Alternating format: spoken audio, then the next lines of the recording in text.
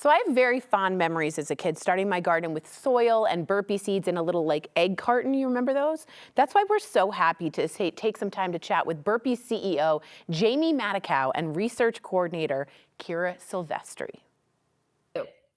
I am so excited to be talking to you guys today, but get this, y'all aren't the only ones turning 150. Colorado is also turning 150 this year too, so it's very exciting. Burpee has obviously shaped the way we've gardened for decades. Can you share more about this milestone, Jamie? Sure, and thanks for having us. Burpee has always been about inspiring gardeners and making them successful. And that's for gardeners at any level and every level. We've done that through high quality seeds and a lot of new product introductions. That goes all the way back to our founder, W. Atlee Burpee, in 1876. Mr. Burpee was known for beginning our tradition of gardening firsts, many of which we sort of take for granted right now.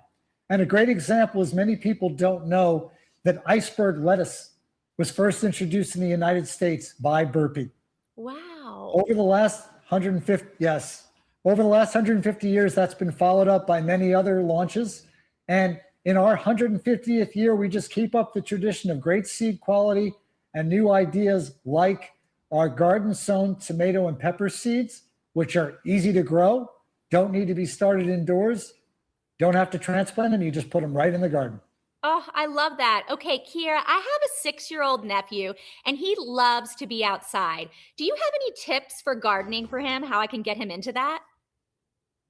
Absolutely. Yeah, kids are a great place to start gardening. You know, it not only teaches them to garden, but I feel like it also gets whoever is teaching them more into gardening as well. So that's great. What I would recommend if you're gardening with kids is to pick things that you can direct sow in the garden. That means seeds that you get out of the packet and plant directly in the ground. That's a really great way for kids to see the whole process of seed to plant and harvest. And most importantly, plant vegetables that your kids are going to eat. You don't want to grow something that they don't like, otherwise that will turn them off of it. So grow your favorite vegetables.